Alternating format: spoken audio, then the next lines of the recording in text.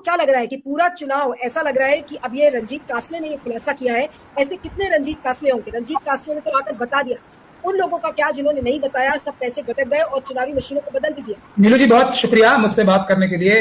मेरा ओपिनियन तो शुरू से एक ही है और वो 5 जनवरी 2024 से आज तक 1 सेंटीमीटर भी इधर से उधर नहीं हुआ है।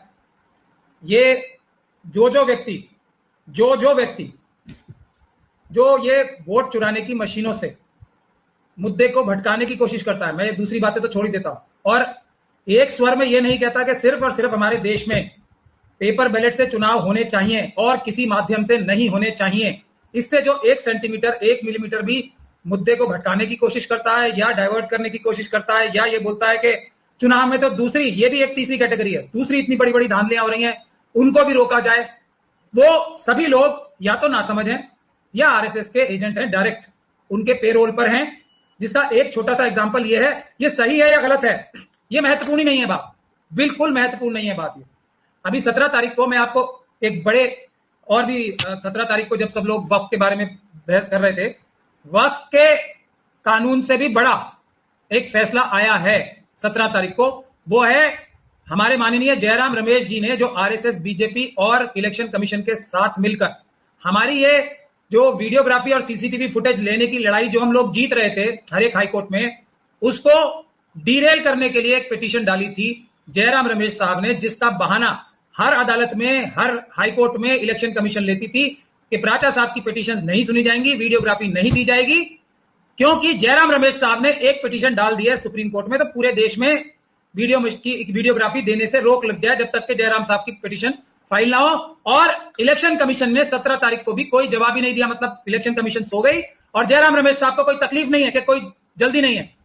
तो हमने काफी जज साहब को कन्विंस करके इस जाल से, इस मकर जाल से निकल आए हैं हम, और ऑनरेबल सुप्रीम कोर्ट ने 17 तारीख को यह ऑर्डर कर दिया कि हमारी सारी पिटीशन वीडियोग्राफी लेने की अब शुरू रहेंगी और सुप्रीम कोर्ट की जयराम रमेश साहब की पिटीशन का उन पर कोई असर नहीं पड़ेगा। तो हमने एक जो बड़ा जाल हमारे खिलाफ बिछाया गया था उसको हमने तोड़ दिया है। अब मैं ये इस बात का इस चीज से मिला के जिक्र क्यों कर रहा हूं, अगर इलेक्शन कमीशन के अंदर कोई भी ईमानदार ऑफिसर बैठा है, एक भी, तो उसके पास सबसे बड़ा सबूत है इस व्यक्ति को, अगर वो जो कह रहे हैं ना कि उसने डिसग्रंटल्ड पुलिस ऑफिसर का ये कहना है, उसको झूठा साबित करने के लिए एक सबसे बड़ा हथियार है उस स्ट्रांग रूम के बाहर जो सीसीटीवी कैमरा लगा है, उसकी वीडियोग्राफी, सारे के सारे एंड टू एंड वीडियोग्राफी दिखा दें। इस समय अंदर गया था और इस समय जब गिनती शुरू हुई थी तब बाहर आया था, मसला 2 मिनट में साफ हो जाएगा। लेकिन इलेक्शन कमीशन वो वीडियोग्राफी पब्लिक डोमेन में नहीं लाएगा और इसीलिए हमारा शक जो है 100% यकीन में हर बार बन जाता है कि हर चुनाव में बीजेपी और आरएसएस इलेक्शन कमीशन के भ्रष्ट अधिकारियों के साथ मिलकर इन मशीनों के द्वारा चुनाव जीत रही है। जनता पूरी तरीके से उन्हें नकार चुकी है और अगर 10 लाख का एलिगेशन इसमें लग रहा है तो जयराम रमेश जी को अब कम से कम लाई डिटेक्टिंग टेस्ट पे आके बताना चाहिए कि अगर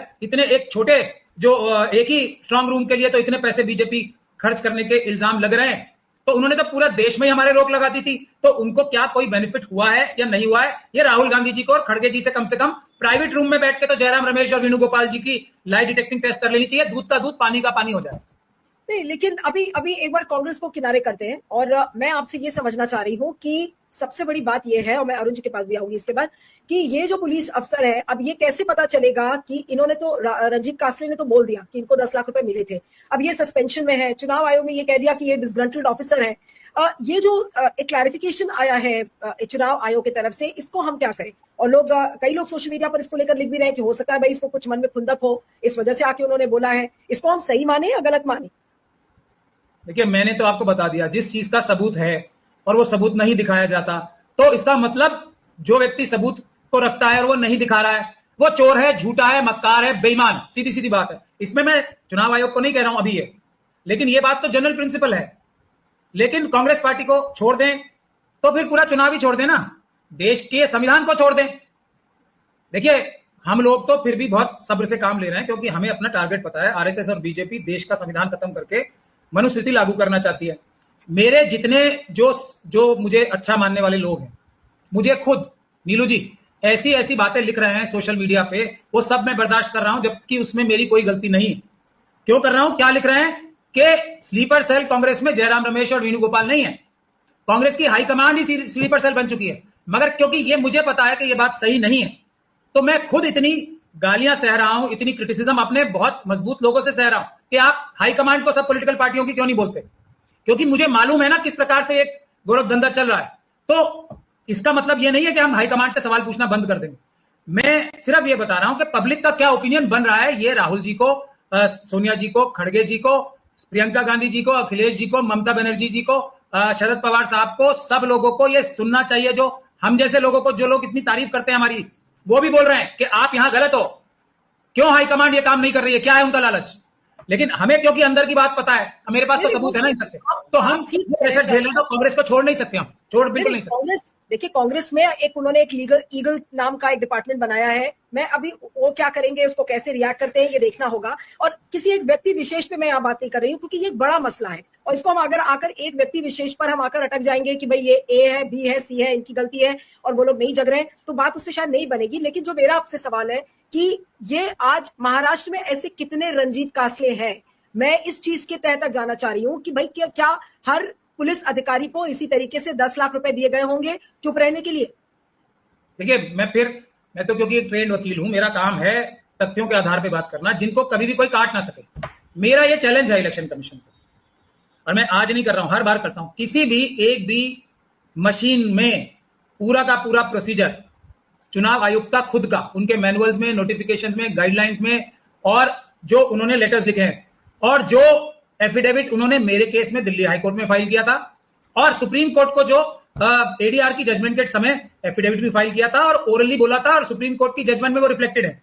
किसी एक मशीन पे, सिर्फ एक मशीन पे 2014 के बाद के इलेक्शन के से ही, 2014 से इलेक्शन से बोल रहा हूं, एक मशीन पे सिर्फ ये दिखा दे कि पूरा का पूरा प्रोसीजर जो कानून में लेट डाउन है वो फॉलो हुआ है, क्योंकि सीसीटीवी फुटेज होती है, वीडियोग्राफी होती है। तो अगर वो दिखा दे एक मशीन में, तब से लेके आज तक किसी भी एक इलेक्शन में, तो मैं हाथ जोड़ के सबसे माफी मांगूंगा।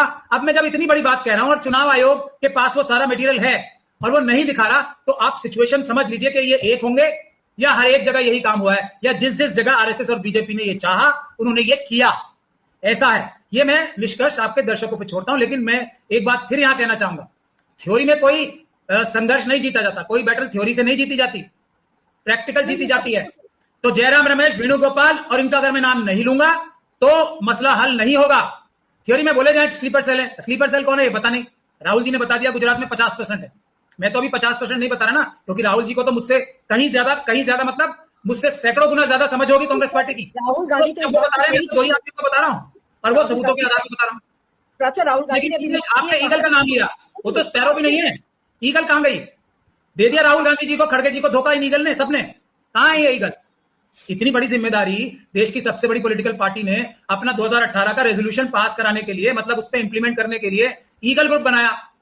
कौन सा ईगल ग्रुप है ये? कोई ईमानदार नहीं है इसमें। अगर डर के, किसी भी डर से, अपने बड़ों के कहने पे, जो ईगल ग्रुप में ही है, जो स्लीपर सेल ईगल ग्रुप में चुप बैठ जाए कोई, तो वो ईमानदार नहीं है। ईगल ग्रुप ने रिपोर्ट क्या पेश की अभी तक? बता दो आप, कितने महीने हो गए ईगल बने हुए? वो तो स्पैरो भी नहीं है, वो तो चिड़िया का बच्चा भी नहीं है, झूठे हैं सब।